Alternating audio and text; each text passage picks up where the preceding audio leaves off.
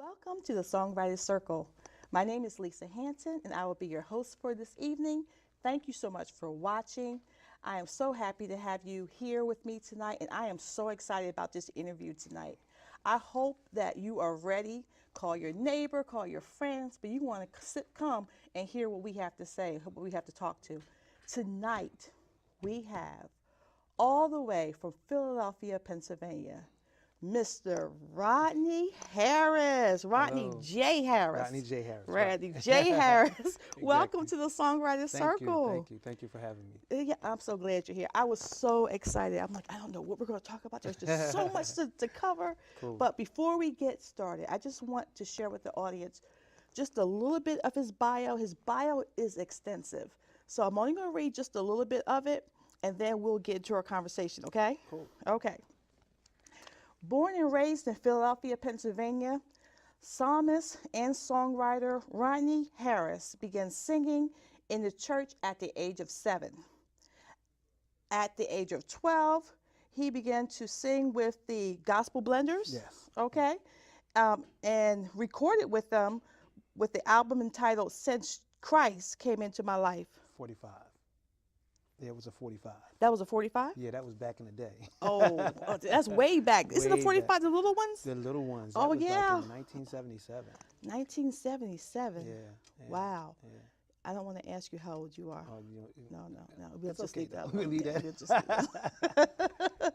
Soon after, the group recorded again with Matt Myers for Matrix Production. Yeah, Matric Production. Matrix Production. Yeah. And 3 years later, the group completed their first album for Rashiba Records Rashiba Records, yeah. entitled Clap Hands for Jesus. Or Hand Clap for Jesus. Oh, yeah, that's what it says. Right. Hand Clap for Jesus. Hand Clap for Jesus, yeah. Wow, produced by Michael Lavanius. He Okay. was his father was a big movie star out in, movie director out in Hollywood. Wow. Yeah. So how did you get connected with? Through Matt Myers, he was a actor. He was a actor from Philadelphia, and he heard our group or whatever, and got interested in our group. And he was doing acting, doing a lot of movies. He played on Law and Order and all those different movies and stuff Wow. like that. So he was interested in us and producing us as a gospel group. Mm-hmm. So that's how we got connected with him, and we got connected with Michael Lavanius. That's awesome. Now, how old were you? You started singing with them at age 7. I started singing at 7, but I started singing with the group when I was 11. Okay. So I was 11, 12 years old when we first started. Were these members of your family? My brother, 2 of my cousins, and a couple of guys from out in the neighborhood or whatever. And my mother, she was the kind of person that, we was a musical family. And so when these guys came around or whatever, and they started playing, and my brother played percussions and drums, and then some other guys that played guitar and stuff, and we just got together and started singing in the house, and we would sing every day. Wow. They would come over, and it kept them young guys out of the streets, Yeah, you know what I'm saying? sure. So they would come over and we started singing gospel, and it started from there back in 1972. Wow, that is awesome. And that group is still It's still in existence today. Right, And do you exactly. still sing with that group? I still sing with them. Matter of fact, we just did a double CD 2 years ago.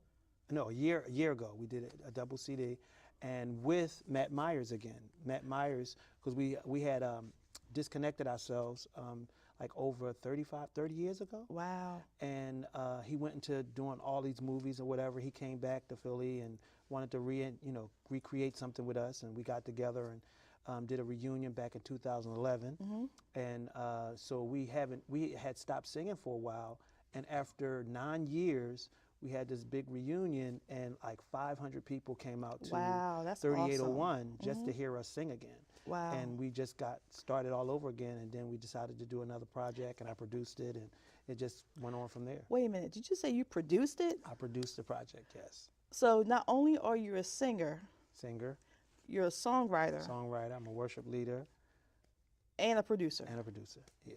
Wait, and I think there's more because I think you are also an actor. Oh, I did some acting. Oh man, yeah, I did some acting. I was acting at Freedom Theater, the famous Freedom Theater in Philadelphia. Mr. Dallas, Walter Dallas, he's a director, and he was the director there at the time, and they had a play that they put together was called Lazarus Unstoned, and I wound up playing Lazarus, and we was on at the Freedom Theater for like 2 months. Wow, 2 that's months awesome. running and it was a What, every packed house. weekend? No, every day. Every day Yeah, for we had 2 months. For 2 months. That's awesome. Yeah, it was. And it was packed wonderful. every day. Every day. Incredible show. That had to be an awesome show. Yes, it was. Awesome. Do you have it amazing. on video or anything? They do have it, like just Freedom Theater have it in their archives or whatever, but nothing for for people to distribute out to people. or Right, anything like right, that. right. But it was amazing. It was amazing. Well, ladies and gentlemen, we have just scratched the tip of the iceberg with Mr. Rodney J. Harris. His resume is extensive, okay? He has sung with notables. Oh, a lot of. He them, has yeah. written for notables, past, present, and in the future. Right. And in the future. Now, I have a list here. I don't skip some of my bio That's because all right, we that's all right. Don't worry about that. but some of the notables that you've sung with, and then we're going to get back because I want to talk about your songwriting. Okay. Okay. But some of the notables that you have performed with, or traveled with, Toured with, yeah. include Let's see, Michael Bolton. Michael Bolton. Michael Bolton, Y'all Celine Dion. remember Mountain Bolton? We love Mountain Bolton, right? Michael Bolton. Yeah, Michael Celine Bolton. Dion. Celine Dion. Let's see, Daryl Hall from Hall & Oaks. Yes. I toured with him when he was doing his solo project called Philly Mood. Phyllis Hyman. Let's see, I did some Gerald Levert. Wow. Gerald Levert. I know. How long did you sing with Gerald Levert? I did a lot of spot dates, like when they had award shows here in Philly, Okay. or in Washington at the Warner Theater. Okay. We did some Kimmel Center stuff or whatever, because I was doing a lot of things with Bill Jolly. Okay. He's a producer out in Philly, and he has the Bill Jolly Band, Okay. whatever. And like when they would do a lot of the rhythm and blues, the IM conferences and stuff like that, they would get him to be the director, the music director for the music for the show. Okay. And he would incorporate me into that whole, entourage. Wow, that's Yeah, awesome. it's amazing. It's amazing. And so that's on. So you've done R&B. I've done R&B, been- a little bit of R&B, a little bit, a lot of gospel, but a little bit of R&B. I've also toured with Teddy Pendergrass. Wow. I did Teddy Pendergrass for 3 years, and up to the time that he passed away. We toured. Wonderful guy. And I also wound up singing at his funeral. Oh, I wow. sang his last song that he wrote was called I Am Who I Am. Wow, that's an Yeah. honor. Yeah. That is a Yeah. true honor. Yeah, it was amazing. It was Wow. amazing. Memorable moments. How about on the gospel side? On the gospel side, let me see. One of my good friends, Kim Burrell. Yes, we toured love with Kim. her in London and here in Philadelphia. Marette Brown Clark In Baltimore. in Baltimore. I've worked on a lot of her projects or whatever. Talking about Marette. So one of the things I said to you when I first met you is that you Okay. have a very unique sound. Do you remember that? Yeah, I remember. And you do. You have a very unique sound. And when I read about you singing back up for Marette Brown Clark, of course I had to Google. I went online Okay. and looking up the song, and I could hear you. Yeah. I could hear your tone. I could hear, I'm like, there he is. I hear him. That's Rodney. Yeah. She's one of my good friends. Stephen Hurd. Okay. Stephen Hurd, I've worked on his two of his projects, 2 or 3 of his projects or whatever. And he's a wonderful guy, wonderful worship leader. Wow. Amazing dude. It's a whole. It's a whole list. Again, he hasn't even scratched the surface. One more. Let me add just 2 more. Shirley Caesar. Shirley Caesar, I've worked on her Christmas project. Mm-hmm. Who else? And let's see who else on here I wanted to pick out. The Hawkins family. Well, we never actually. What we did with the Hawkins was my group, the Blenders, at the Robin Hood Dell East. They used to have a lot of gospel shows. It used to be called the Gospel Ramas. I remember And- that. Yeah, and Never been, but I remember it. Okay. And when they did their first Gospel Rama, we was the only local group that opened up for the Hawkins family. Oh, wow. Yeah, That's yeah. awesome. And then we was the only group that was at when they had the Scottish Rite Cathedral. You remember that? Mm-mm. It used to be downtown in Philadelphia at the Academy of Music. We was there with Andre Crouch. You know, so we was like the first quartet group or whatever to do a lot of major things Right, right. in the city and with big major people. We even did the JFK Stadium with 85,000 people. It was for the police. It was a scholarship thing that they have every year. Wow. This was some years ago, and it was like 85,000. We was the only quartet, only gospel group there to perform. Wow. Yeah, it was amazing. That is amazing. That is, again, an honor. Yeah, I keep yeah. saying it. It's an honor. You've done some awesome things, yeah. and I celebrate you for that. I'm Thank so you. excited that you are here I'm glad because to be here. not only have you done all those things with other people, but your own career, itself. Right. You're an accomplished songwriter. Well, I'll try. Your songs are wonderful. It's a Dallas-Fort Worth, Texas. Oh, Dallas Fort Worth Mass Choir. It was back in, I think it was in '98, and they did I'd Rather Have Jesus album. Stephen Ford produced it, Okay. and I was one of Stephen Ford's background singers for all of his projects. So he was doing projects all the time, and so he said, Rodney, I need a song, and he said, I got this song. He said, no, I do have a song. This guy that wrote it or whatever, but I need some more added to it or whatever. So he called me the night before. He said, look, listen to this song I'm sending to you. Add me verses all to the song or whatever. And that morning, I wrote it all night long. That morning, I went to the studio, sang it in the studio, and it came out on the next album. Wow. Now, which song was that? It's called Work the Works. Okay, I heard that song. Yeah, Work the Awesome. Works. And you did that in one night. In one night. See, that's a songwriter. You know what I mean? Because then you have the gift to be able to come up with something on the spot. You know what I mean? And to hear and to be inspired and to come up with something that's going to work. Right. So that didn't come easily. So when did it start? It started, well, I wrote my first song in '79.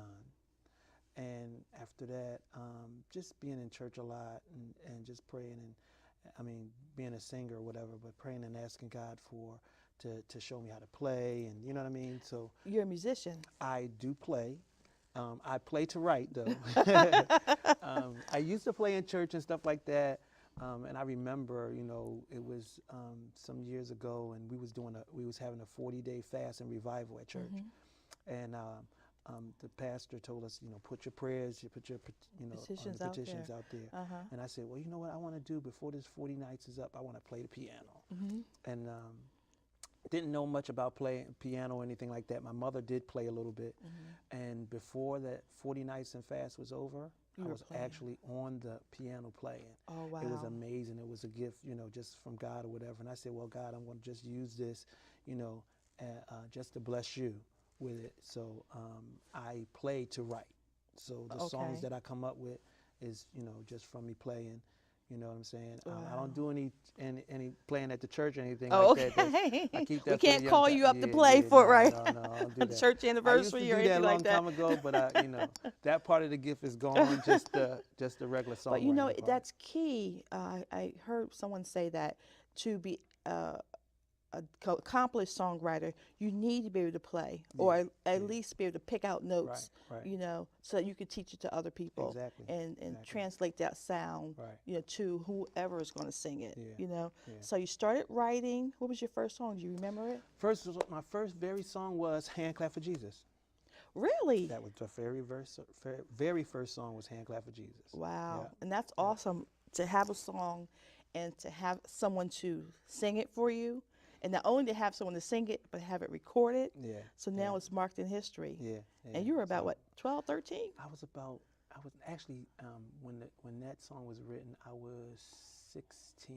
Wow. And I then was ever 16. since then, you've been writing even more. Ever since then, I've been writing even more. So so you had a group that you were already a part of. Right.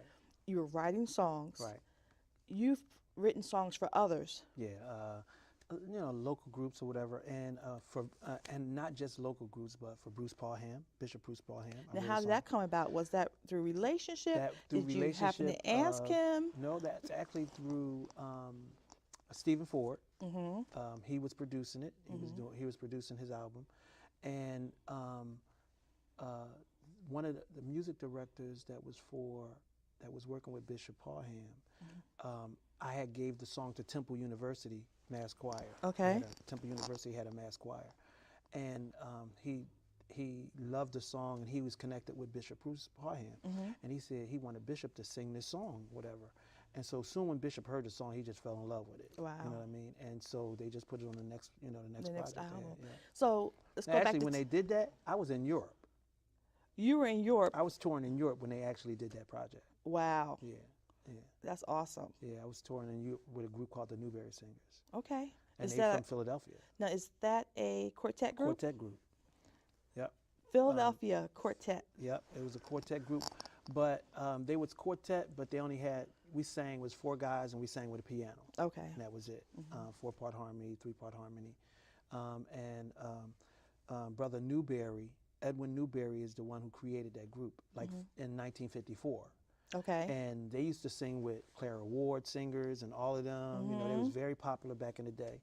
And they did a reunion in '98, and he said, "I need your help. Could you come and just sing with us or whatever while we do the reunion?" And so from that started me. That started me to sing with them in '98, and we sang up to last year when we had our last concert. Wow. Yeah, and we toured Europe for like 10 years. Wow, that's awesome. Yeah, it was amazing. So you've been to Europe, Europe. and Yes. in traveling, have you been able to share your music overseas? Not really my music, only everything that I've done with the Newberry Singers. So they Okay. have 2 projects that they've done, and overseas they are very, very popular. You know, they're very popular over in Switzerland, France, Spain, and Monte Carlo, and those kind of areas, Portugal, whatever. So they was very, very popular. So we would tour over there for like, do like 45 to 60 dates over there. And I had a lot of songs that I sang with them, with the group. So they was pretty popular over there. Yeah. Wow, that's awesome. Well, we're hoping and believing, God, that for 2016 on, Right. that we'll be traveling with your own music. Right. You Yeah, well, know. I'm working on a lot of music right now. Been in the studio, just putting things together, working on just some solo stuff for me. So, Wow, that's yeah. awesome. And Yeah. I look forward to hearing that. Now, you did a song with the Gospel Music Workshop of America. Yes. I loved it. I loved Thank it. you. You know, Thank you. I we can't appreciate share anything about that song right now, but Cool. just stay tuned Yeah, for coming, it. it's coming. It's coming. And I told you then when I heard it that I Right. loved it, right? Yeah, exactly. So Exactly. tell me some more about, we have a lot of songwriters that watch the show on Okay. a regular, okay? You've had the opportunity to write songs and to have them placed with various groups all over the place, Yeah. okay? I did hear that some of those placements were because of relationships you already had Oh, yes, established. exactly. Were all of them? You know, All of 'em- we know well- Stephen Ford was a key Oh to yeah, that. Stephen has always been a major key for me. Working with him has been an amazing and mind-boggling for me because I learned so much. I mean, he's an amazing producer, and writer, and because of my affiliation with Ford Memorial, Bishop Ford's church, and my connection with him and his daughters and all, we all was a part of his background singing. So every project that he would produce, he would get his singers because he knew what he was going to get from out of that. Right. And so it's been an amazing journey. You know what I'm saying? And everything as far as writing for me has always been through connections. I wrote a song for Terrence Hudley, who's out. He's a worship leader for CRL Mass Choir. Redeem is out in Baltimore. Okay. And he did a project, and I wrote a song for him, but that was through Stephen Ford. Wow. Another connection. Then I wrote a song for, what is it called? Drexel University. They did a project, and I did 2 songs on their project, and that was just a connection from another friend of mine named Jason Henderson. Again, a lot of these these opportunities come through connections. You know what I'm saying? So that's one of the things that we talk about is with Songwriters Association is it's all about relationship, you Yes. know, and it's important to build those relationships in order to have your music to grow and to Right. go out further. Right. You know what I mean? You can't be in the box and say, this is my song, you Right. know, this is my song, and I'm just, you know, unless you're just that fabulous, you Yeah, know. But and a lot of us have to work, yeah, yeah. And you a know. song is just a song unless it's heard. It's true. You know what I'm saying? It's just something written on a piece of paper or that you've copied on a CD, but it has to be heard to the masses of people or to just people at large. Right. You know, so you got to network. You got to get with people. You got to hang out. Go where the writers are. Go where singers are. Whatever. Introduce yourself. You know what I mean? Be positive about what you have and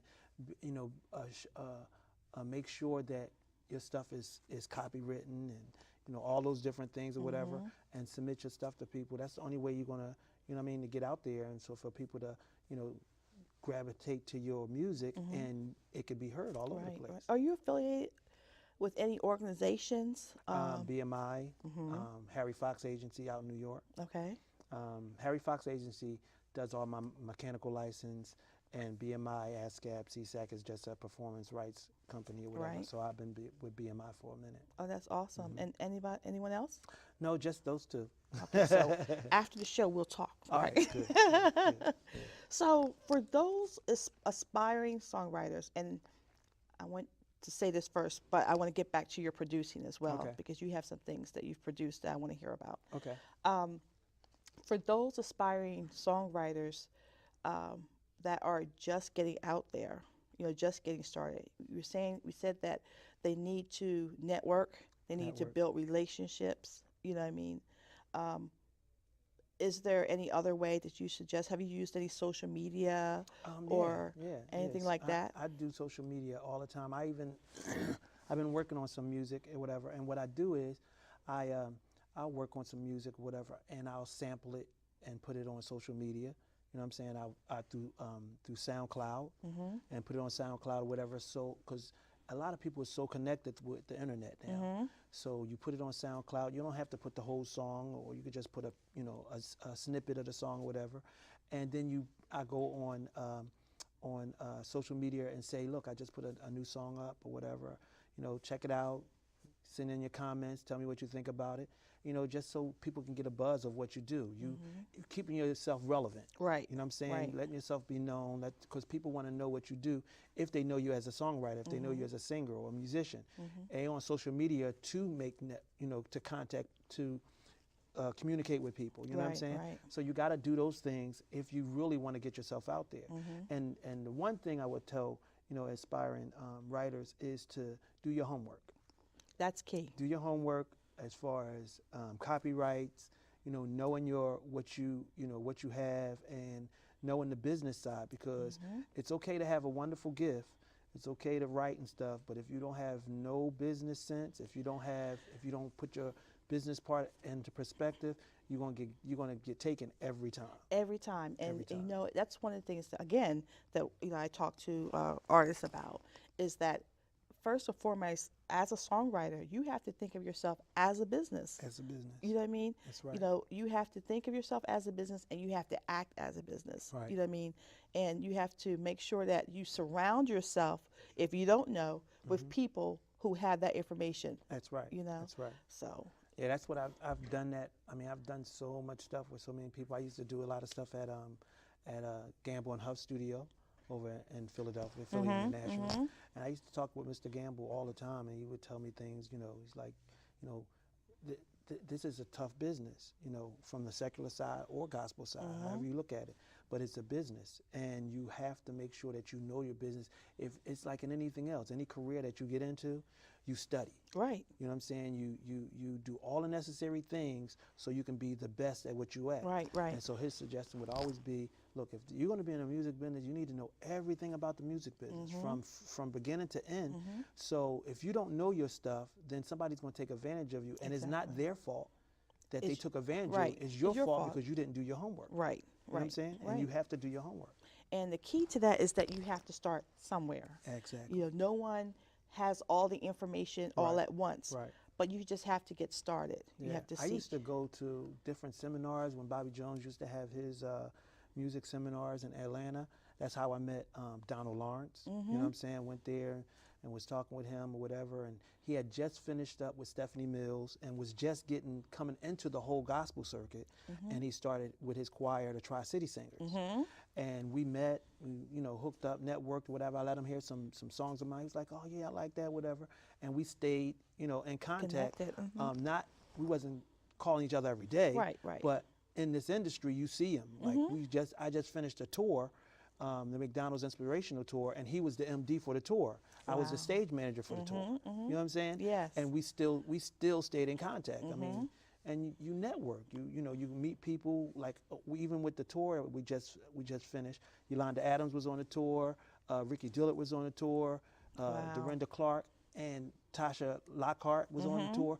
And I've made friends with them. You know what I mean? And you can make connections. That's how you, again, network. Yes. I'm sending them songs. You know what I mean? Only because there was that connection. Right, right. And you show yourself friendly to people, and people show Show themselves yourself friendly to back. you. Yeah. And that is key. That is so key. Exactly. If you show yourself friendly to people, they'll show themselves friendly to you. Exactly. So there's a lot of good information in this interview. I knew from the time we started, it was just so much. We haven't even scratched the surface. I think we only have a couple more minutes. Okay. So I want you to tell me about I wanted to get you to sing. I really did. Can I get you to sing? Sure. I can sing something, I guess. Okay. Ladies and gentlemen, for your listening pleasure, I introduce to you Rodney J. Harris, who's also going to close us out for the evening, okay? Okay. All right. All right. This song is called, I just finished working on this song, and it's called Peculiar Praise. So, there's a peculiar praise that I have to give, and it's burning in my heart, and it must be heard. There's a melody only I can sing, and it speaks to my soul. Oh, what joy it brings to me. Now this praise that I have, you might not understand why I praise him like I do. God has really brought me through. He restored me back again. Now my desire is to live with him and let him speak to my soul.